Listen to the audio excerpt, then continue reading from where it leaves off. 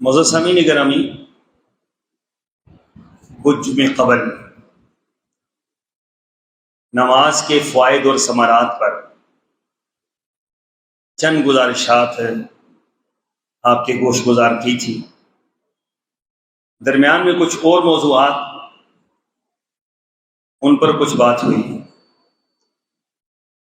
اس موضوع کو پورا کرنے کے لیے اور اس کے ثمرات اور فوائد آپ کے سامنے رکھنے کے لیے آج کا یہ خطبہ جمعۃ المبارک بھی اسی حوالے ہی سے چند گزارشات پیش خدمت۔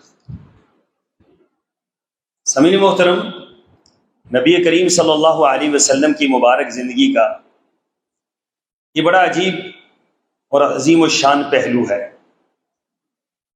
کہ آپ نے ہر معاملے میں، ہر پہلو میں، ہر معاملے میں، ہر وقت ہر ایک کی تربیت یہ کی کہ آپ اللہ کی طرف رجوع کریں، اور اللہ کی طرف رجوع کرنے کا سب سے بہترین ذریعہ نماز ہے۔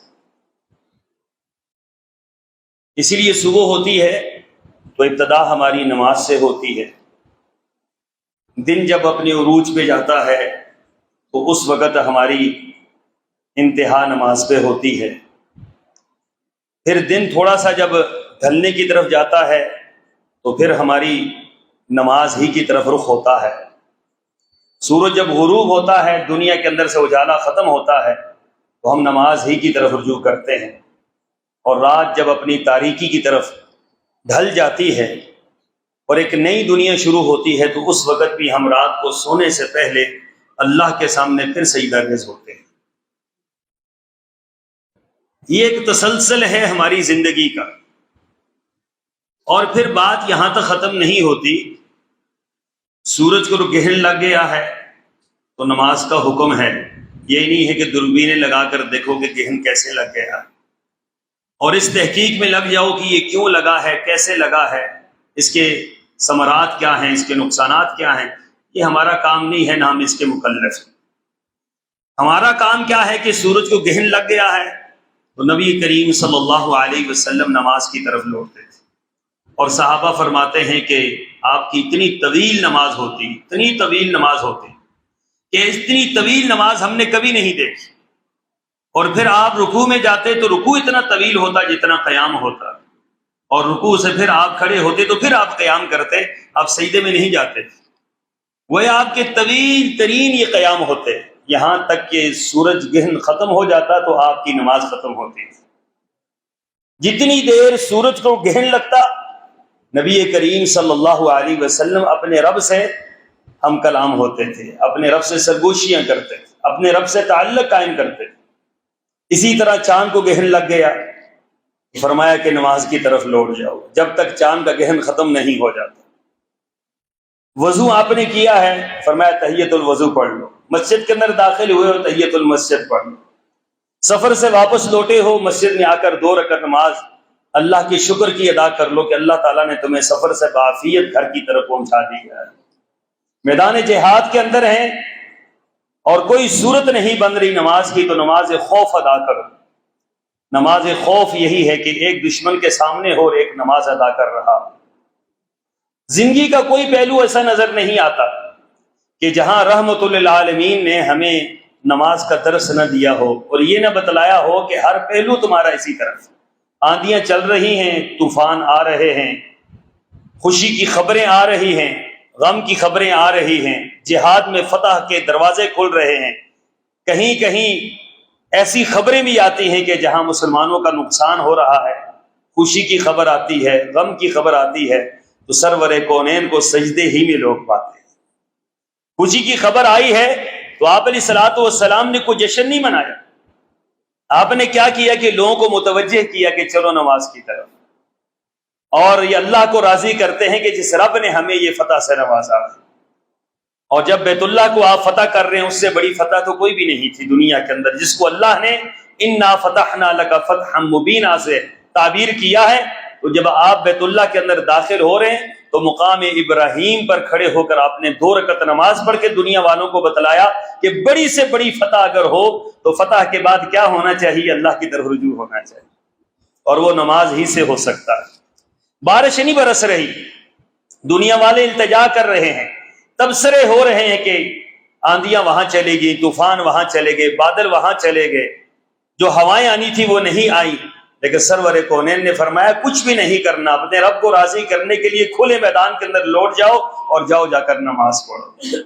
نماز کا درس دیا سر، نماز استسقا ادا کرو۔ اب نماز استسقا بارش نہیں برس رہی تو نماز استسقا کا حکم دیا جا رہا ہے، اس پر تبصروں کا حکم نہیں ہے کہ آپ نے کیا کرنا ہے کیا نہیں کرنا۔ فرمایا کہ اللہ کی طرف رجوع کرو، بارش کا برسانے والا کون ہے؟ وہ تو اللہ ہے۔ بارش کا روکنے والا کون ہے؟ وہ اللہ ہے۔ سارے کا سارا نظام میرے اللہ کے پاس ہے، تو اس اللہ کی طرف رجوع کرو۔ حضرت سلیمان علیہ السلام نکلے ہیں بارش کے لیے دعا کے لیے نکلے، راستے میں دیکھا ہے کہ چیونٹی الٹی پڑی ہوئی ہے اور اللہ سے ہم کلام ہے کہ مالک ہمارا تو کوئی قصور نہیں ہے، ہم تیری مخلوق ہیں اور کمزور مخلوق ہیں، اللہ ہم پر تو بارش برسا دے۔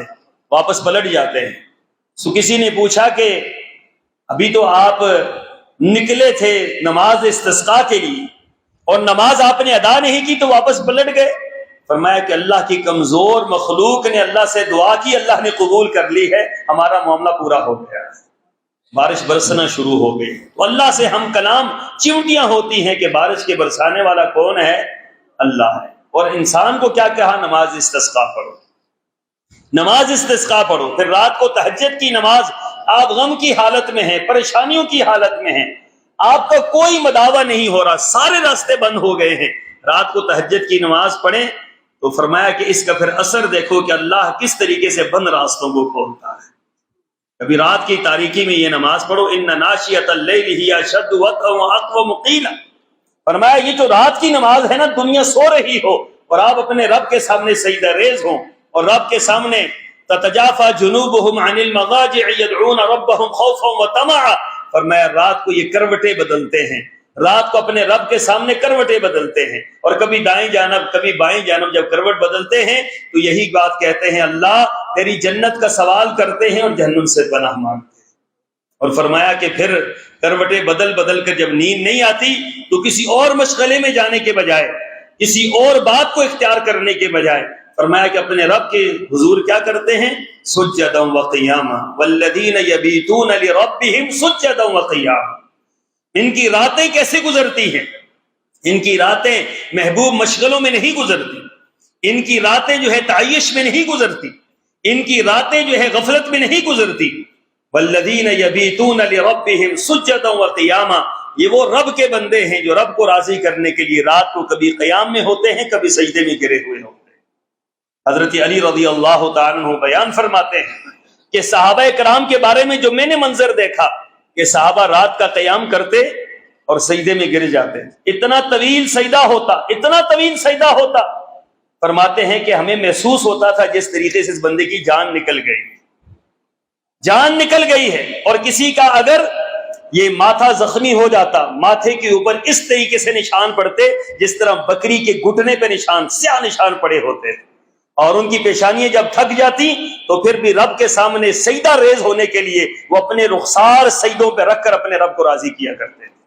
ان کے رخسار بھی خون آلود تھے، یہ ان کا نماز کے ساتھ تعلق تھا، یہ ان کا اللہ کے ساتھ تعلق تھا۔ یاد رکھیں گہرا آپ کا تعلق اور گہرا آپ کا تعلق، مضبوط آپ کا تعلق، سب سے اہم ترین آپ کا تعلق اگر اللہ سے پیدا ہو سکتا ہے کسی چیز کے ذریعے تو وہ صرف اور صرف کیا ہے؟ وہ نماز۔ بس یہ ایک نسخہ ہے عظیم جو شافع محشر آخری وقت میں ہمیں دنیا سے جاتے ہوئے آپ علیہ الصلوۃ والسلام دنیا کے کیا کیا حالات تھے اور کیا کیا دنیا کے اندر مسائل تھے اور کیا لشکر جانے تھے اور کس لشکر نے آنا تھا اور کیا کیا مسائل اور چیلنج درپیش تھے، لیکن میرے آقا آخری وقت میں صحابہ کرام کو جو الفاظ ارشاد فرما رہے ہیں وہ کیا ہیں؟ الصلاۃ الصلاۃ الصلاۃ۔ ام المؤمنین حضرت عائشہ صدیقہ فرماتی ہیں رضی اللہ تعالی عنہا کہ آپ علیہ الصلوۃ والسلام کی ہچکیاں بن گئی ہیں اور آپ کے بار بار غشیاں آپ پر پڑ رہی ہیں اور آپ علیہ الصلوۃ والسلام کے بالکل آخری لمحات ہیں اور آپ کا ہاتھ اوپر اٹھا ہے، شہادت کی انگلی اوپر اٹھی ہے، اور جو زبان مبارک سے الفاظ، آخری الفاظ فرمائے جا رہے ہیں وہ کیا ہے؟ الصلاۃ الصلاۃ الصلاۃ۔ فرمایا یہ الفاظ کے ساتھ ساتھ آپ کی انگلیاں نیچے آئیں اور آپ کی جان جو ہے قفص عنصری سے پرواز کر گئی۔ آپ دنیا سے چلے گئے اور آخری لفظ جو آپ کے تھے وہ کیا تھے؟ وہ نماز کے تھے کہ لوگوں نماز نہ چھوڑنا، لوگوں نماز سے غفلت نہ برتنا۔ یہ کوئی معمولی مسئلہ نہیں تھا کہ ابتدا بھی آپ نماز سے کر رہے ہیں اور انتہا بھی آپ نماز سے کر رہے ہیں۔ یہ دیکھیے کہ آپ مرض الوفات کے اندر ہیں، آپ علیہ الصلوۃ والسلام مرض الوفات میں گھر کے اندر تشریف فرما ہے، طاقت اور قوت نہیں ہے کہ آپ مسجد کے اندر آئیں، دل چاہتا ہے کہ مسجد کے اندر آؤں، دل چاہتا ہے کہ صحابہ کرام کے ساتھ آ کر نماز کے ساتھ شامل ہو جاؤں، لیکن آپ کی ٹانگیں ساتھ نہیں دے رہی۔ تو اتنے میں حضرت علی اور حضرت عباس آئے تو ان کو کہا کہ مجھے یہاں سے اٹھاؤ، اور ان دونوں حضرات نے پکڑا آپ کو اور دونوں نے سہارا دیا۔ تو صحابہ فرماتے ہیں کہ کیفیت آپ کی یہ تھی کہ دو افراد کے سہارے کے باوجود آپ کی ٹانگیں زمین کے ساتھ گھسٹ رہی، اور آپ مسجد کے اندر تشریف لائے اور آپ حضرت ابوبکر صدیق کے دائیں جانب کھڑے ہو گئے۔ آپ جماعت نہیں کروا سکے، فرمایا مروا ابا بکر فلیصلی بالناس، بھائی لوگوں ابو بکر کو کہو کہ وہ نماز پڑھائے، میں نماز نہیں پڑھا سکتا۔ تو کیفیت کیا تھی کہ رسول اللہ صلی اللہ علیہ وسلم نے نماز ادا کی اس حالت میں کہ آپ پر غشیاں طاری ہو رہی، اور آپ نے دنیا والوں کو درس دیا کہ کوئی بھی کیفیت ہو نماز کی معافی نہیں ہوتی، کوئی بھی معاملہ ہو نماز کو نہیں چھوڑا جا سکتا ہے۔ اسی لیے فرمایا نا کہ کھڑے ہو کر نماز پڑھو، نہیں پڑھ سکتے تو بیٹھ کر پڑھو، بیٹھ کر نہیں پڑھ سکتے لیٹ کر پڑھو، لیٹ کر نہیں پڑھ سکتے اشارے سے پڑھو، کوئی صورت ایسی نہیں ہے۔ تیمم پانی سے اگر تم وضو نہیں کر سکتے تو تیمم کر لو، غسل نہیں کر سکتے تو تیمم کر لو، کون سی ایسی صورت ہے جو میرے رب نے بیان نہ کی ہو کہ جس سے نماز کا تعلق ختم ہو جائے؟ فرمایا کہ یہ نماز واحد معاملہ ہے جس سے آپ نے اللہ سے تعلق قائم رکھنا ہے۔ تو یاد رکھیں کہ اس کے ثمرات اتنے ہیں، اس کے فوائد اتنے ہیں، دنیا اور آخرت میں سب سے زیادہ اگر کسی عمل کا فائدہ ہے تو نماز کا فائدہ ہے۔ آپ دنیا کے اندر اللہ کی نصرت اور مدد حاصل کرنا چاہتے ہیں تو نماز ہی کے ذریعے حاصل کر سکتے ہیں، باقی کوئی ذریعہ ایسا نہیں ہے کہ آپ اللہ سے مدد حاصل کر سکیں۔ قرآن پاک میں اللہ تعالیٰ نے فرمایا یا ایھا الذین آمنوا استعینوا بالصبر والصلاۃ، ایمان والو اللہ سے مدد طلب کرو، کس چیز کے ساتھ؟ صبر کے ساتھ۔ فرمایا اس وقت تک ابن آدم کی میں دعا قبول کرتا ہوں جب تک ابن آدم جلدی نہیں کرتا۔ پوچھا کہ اللہ کے رسول وہ جلدی کیا ہے؟ فرمایا کہ وہ کہتا ہے میں دعا کرتا رہا میری دعا قبول نہیں، یہ جلدی ہے۔ آپ اللہ سے دعا کریں اور اس کے بعد صبر کریں۔ یا ایھا الذین آمنوا استعینوا، نماز قائم کرتے رہیں ساتھ صبر کریں۔ دیکھیں اللہ کی مدد کب اترتی ہے، کبھی بھی ایسا نہیں ہو سکتا رب سے مانگا ہوا ہاتھ خالی لوٹ جائے، جھولی پھیلی ہوئی رب سے خالی لوٹ جائے، ایسا کبھی نہیں ہو سکتا۔ نماز آپ پڑھتے رہیں اور آپ اللہ کی مدد سے محروم رہیں، ایسا کبھی نہیں ہو سکتا۔ پہلا جملہ میرے رب نے فرمایا استعینوا بالصبر، اللہ سے مدد مانگنی ہے لیکن صبر کے ساتھ مانگنی۔ یہ جو بندہ صبر کرتا ہے نا پھر اللہ سے مانگتا ہے، پھر صبر کرتا ہے پھر اللہ سے مانگتا ہے، پھر اور صبر کرتا ہے اور گڑ گڑاتا ہے، اور صبر کرتا ہے اور روتا ہے، تکلیف بڑھتی ہے اور عاجزی انکساری خشیت للہیت اور اختیار کرتا ہے۔ میرے رب کو یہ انداز بڑا پسند ہے۔ میرا رب فرماتا ہے کہ تو اس طریقے سے مجھ سے مانگتا رہے اور میں تجھے کچھ عرصے کے بعد دوں گا۔ کیوں؟ یہ مانگنے کا انداز مجھے تیرا بڑا پسند ہے۔ یہ جو انداز ہے نا مانگنے کا، رونے کا انداز، اسی لیے فرمایا نا کہ اللہ سے مانگو تو رو کر مانگو۔ اگر رونے کا آپ کی کیفیت نہیں بن سکتی تو کم از کم چہرہ ایسے بنا لو کہ رب دیکھے اور رب کہے کہ میرا بندہ جو ہے میرے لیے رو رہا ہے، آنسو بہا رہا ہے۔ یہ آنسو بڑے قیمتی ہیں جو رب کے سامنے بہہ جاتے ہیں۔ تو فرمایا کہ اللہ کی مدد حاصل کرو، کس چیز کے ساتھ؟ پہلا جملہ ہے صبر، اور پھر فرمایا والصلاۃ، نماز کے ساتھ اللہ کی مدد حاصل کرو۔ کوئی بھی آپ کا مسئلہ ہے، کوئی بھی آپ کا معاملہ ہے، دنیا اور آخرت کی کوئی بھی بات ہے، آپ نماز کے ذریعے اللہ سے مانگیں، نماز میں کھڑے ہو جائیں اور رب سے التجا کریں۔ رسول اللہ صلی اللہ علیہ وسلم نے فرمایا کہ جب بندہ نماز پڑھتا ہے اللہ سے سرگوشیاں کر رہا ہوتا ہے، اللہ سے ہم کلام ہوتا ہے، اللہ سے باتیں کر رہا ہوتا ہے۔ دیکھیں نا بعض نمازیں ایسی ہیں کہ جو سری ہم پڑھتے ہیں، تو سری کیوں پڑھتے ہیں؟ یہ سرگوشی ہے اللہ کے ساتھ۔ نماز تو جہرن بھی ہو جاتی ہے نا کہ آپ بلند آواز سے نماز پڑھیں، لیکن یہ جو نماز آپ پڑھتے ہیں اور سرن نماز پڑھتے ہیں، اپنے منہ کے اندر آپ کلمات کہتے ہیں، یہ کیا ہے؟ یہ اپنے رب سے آپ سرگوشی کر رہے ہوتے ہیں، ہم کلام ہو رہے ہوتے ہیں۔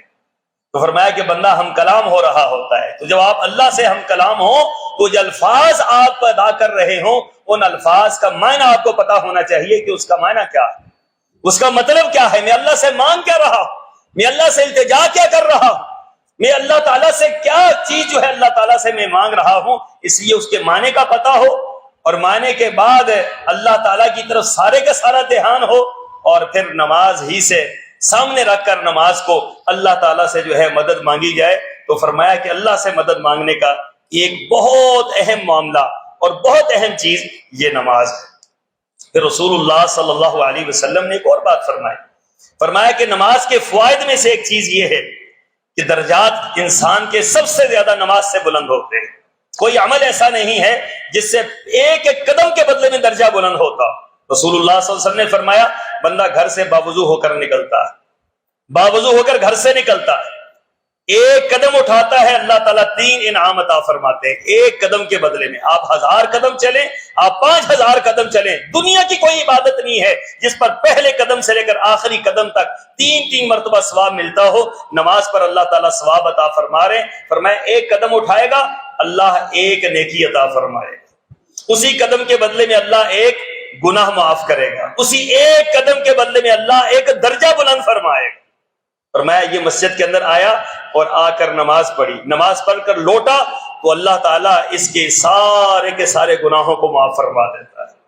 اللہ زندگی کے گناہوں کو معاف فرما دیتا ہے۔ درجات کی بلندی علیحدہ ہے، نیکیاں علیحدہ ہیں، اور گناہوں کا مٹنا علیحدہ ہے، اور ساتھ ساتھ گناہوں کا ختم ہونا یہ ایک علیحدہ فائدہ ہے۔ فرمایا کہ اس کو اللہ تعالیٰ یہ نیکی عطا فرماتے ہیں۔ پھر درجات کی بلندی دیکھیے کہ رسول اللہ صلی اللہ علیہ وسلم فرما رہے ہیں، آپ نے فرمایا کہ اگر قیامت کے دن میری رفاقت چاہیے تو پھر نماز ادا کرو، نماز کی پابندی کرو۔ ایک صحابی ربیعہ اسلمی رضی اللہ تعالی عنہ، یہ رسول اللہ صلی اللہ علیہ وسلم کے خادم تھے اور آپ کے گھر کے باہر بیٹھے رہتے تھے، بڑا عرصہ آپ کی خدمت کی۔ ایک مرتبہ باہر نکلے، رات کا وقت ہے، تاریکی ہے، دنیا سو گئی ہے، مدینہ میں ہو کا عالم ہے، تو دیکھا کہ ربیعہ وہاں پر دیوڑی کے اوپر لیٹے ہوئے۔ قربان جائیں صحابہ کرام پر کہ یہ جذبہ کہاں دنیا کے اندر مل سکتا۔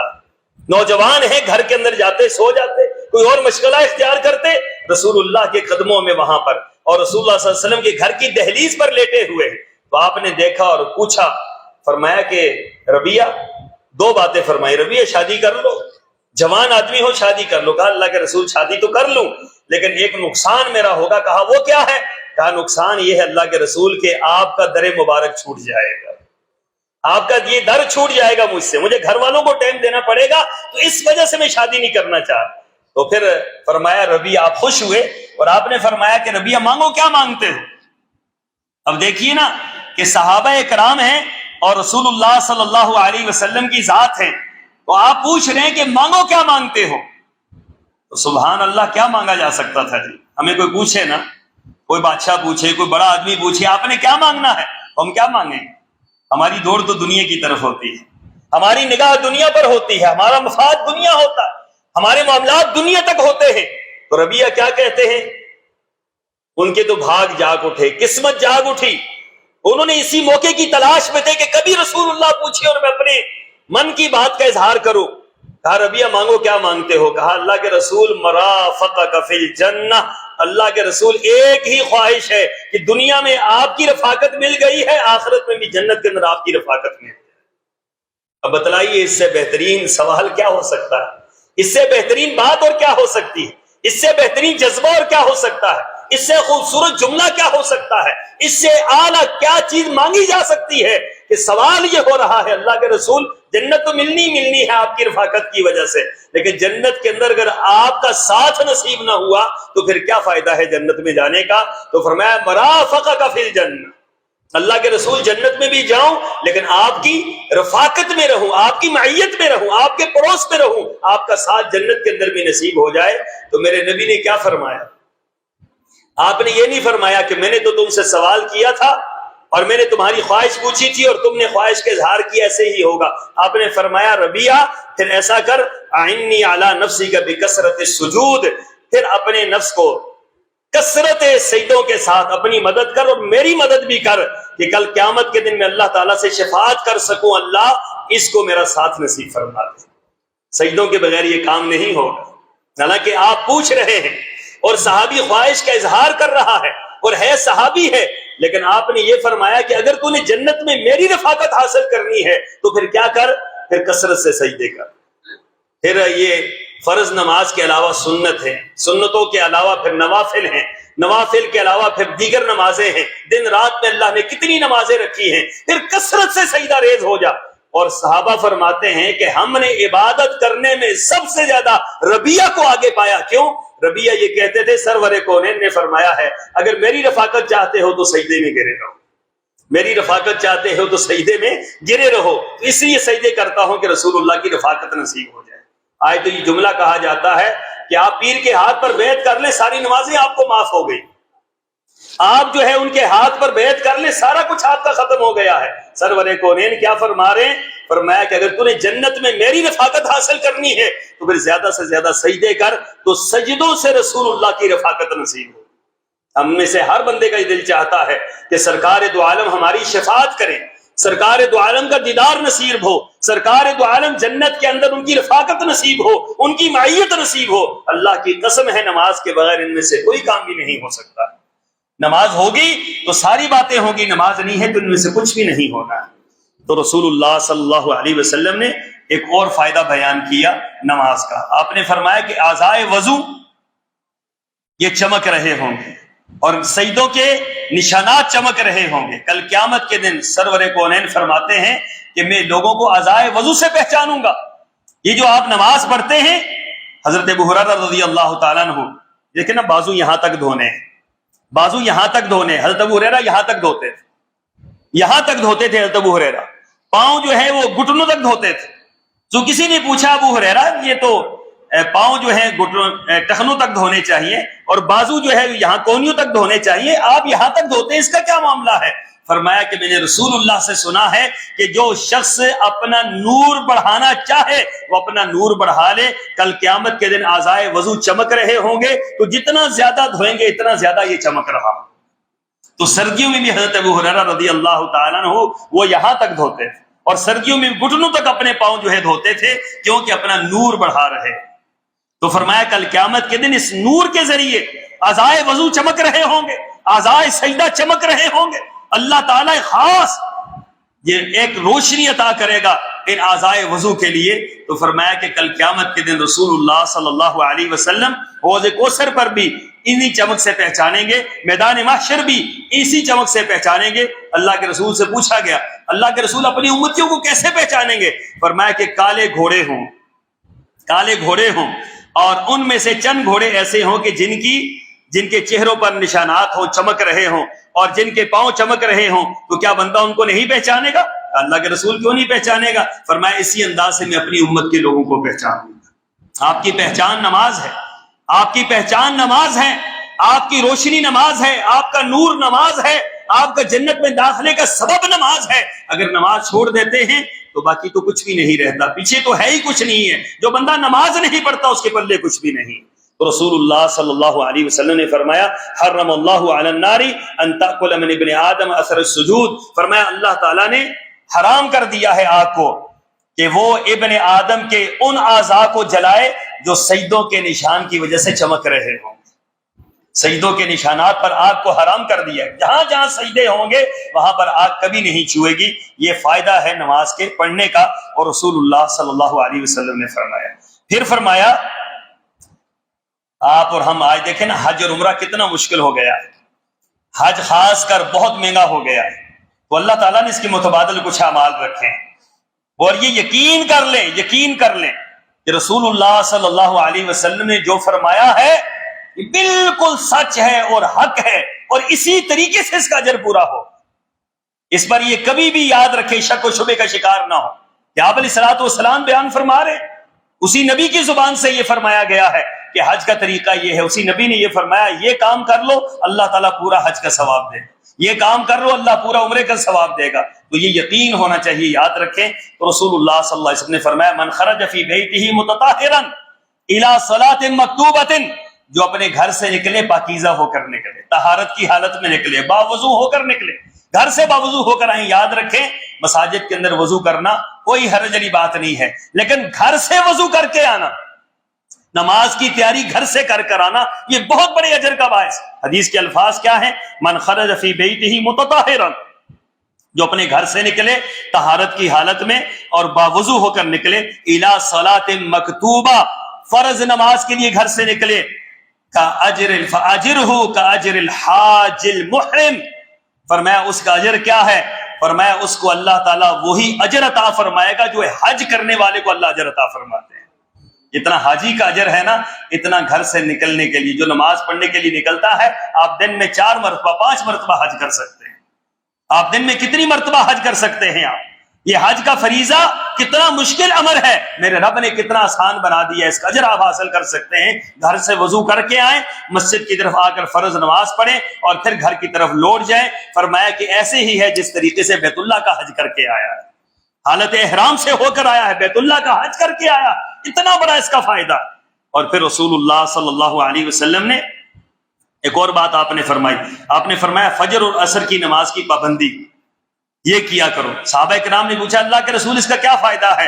فرمایا فجر اور عصر کی نماز کی پابندی کرنے والے سے اللہ کا وعدہ ہے کل قیامت کے دن اللہ اپنا دیدار نصیب فرمائے گا۔ جو لوگ ان 2 نمازوں کی پابندی کرتے ہیں اللہ اپنا دیدار نصیب فرمائے گا۔ اللہ کے دیدار سے بڑھ کر کوئی نعمت نہیں، جنت سے بڑھ کر اللہ کا دیدار ہے، رضا سے بڑھ کر اللہ کا دیدار ہے، ہر نعمت سے بڑھ کر اللہ کا دیدار ہے۔ تو اللہ کا دیدار کیسے نصیب ہوگا؟ جب بندہ نماز پڑھے گا۔ تو فرمایا کہ نماز پڑھو، باجماعت نماز پڑھو، اللہ تعالیٰ اپنا دیدار نصیب کرے گا۔ اور خاص کر یہ 2 نمازیں جو عصر اور فجر کی نماز ہے، فجر بعض اوقات نیند کی حالت میں رہ جاتی ہے اور عصر غفلت کی حالت میں رہ جاتی ہے، ان 2 نمازوں کی پابندی کرو۔ حافظوا علی الصلوات والصلاۃ الوسطی وقوموا للہ قانتین، فرمایا ہر نماز کی حفاظت کرو لیکن ان 2 نمازوں کی ضرور حفاظت کرو۔ پھر رسول اللہ صلی اللہ علیہ وسلم نے فرمایا دنیا اور آخرت میں نور، ایک تو نور وہ ہے جو آپ کے چہرے سے چمک رہا ہوگا، ایک نور وہ ہے جو آپ کے آگے چل رہا ہوگا، آپ کو جنت کی راہ دکھلائے گا۔ نورہم یسعی بین ایدیہم وبایمانہم یقولون ربنا اغفر لنا ولاخواننا الذین سبقونا بالایمان، فرمایا کہ یہ نور ہوگا جو ان کے ساتھ ساتھ چل رہا ہوگا، ان کی دائیں جانب چل رہا ہوگا، جنت کی راہ دکھلائے گا۔ اور یہ نور اللہ کس کو عطا کرے گا؟ فرمایا یہ نور اللہ اس کو عطا کرے گا من حافظ علیہا کان لہ نورا وبرہانا ونجاتا یوم القیامہ، فرمایا جو نماز کی حفاظت کرے گا اللہ تعالیٰ کل قیامت کے دن اس کو نور عطا کرے گا، جس نور کی روشنی میں یہ جنت کے اندر جائے، جس نور کی روشنی میں جنت کے اندر داخل ہوگا۔ تو اللہ کے بندو، بڑی عظیم عبادت ہے نماز اور بڑے اس کے فوائد اور ثمرات ہیں، اس کے اوپر خود بھی پابندی کیجئے، اپنے اہل و عیال کو بھی پابند کیجئے۔ قوا انفسکم واہلیکم نارا، اپنے آپ کو آگ سے بچائیں، اپنے گھر والوں کو آگ سے بچائیں، اپنے بچوں کو آگ سے بچائیں۔ سب سے بڑی آپ کی ذمہ داری آپ کے بچوں کے متعلق یہ عائد ہوتی ہے، آپ نے اگر انہیں کوئی تعلیم نہیں دی، آپ انہیں کوئی اور لمبی چوڑی ڈگریاں نہیں دی، آپ نے لمبے چوڑے کاروبار نہیں دیے، لیکن آپ نے اگر رب سے تعلق ان کو سکھلا دیا ہے، نماز سکھلا دی ہے، ان کو اللہ سے تعلق کا طریقہ سکھلا دیا ہے، دعائیں اور التجائیں سکھلا دی ہیں، ان کو قرآن کی تعلیم دے دی ہے، تربیت دے دی ہے، تو انشاءاللہ العزیز دنیا اور آخرت میں وہ بھی کامیاب ہوں گے اور آپ بھی کامیاب ہوں گے۔ لیکن آپ نے بہت ڈگریاں ان کو دے دی اور بہت بڑے کاروبار ان کو کر کے دے دیے، لیکن نماز سے وہ غافل رہے، نماز سے وہ دور رہے، تو ناکامی دنیا کی بھی ہے، آخرت کی بھی ہے، اور اللہ تعالیٰ کے ہاں آپ سے پوچھا بھی جائے گا کہ آپ نے اپنی ذمہ داری کیوں نہیں ادا کی۔ دعا ہے کہ اللہ تعالیٰ مجھے اور آپ کو عمل کی توفیق عطا فرمائے، جب تک زندہ رہیں اسلام پر زندہ رہیں، جب موت آئے تو ایمان پر موت نصیب فرمائے۔ وآخر دعوانا ان الحمد للہ رب العالمین۔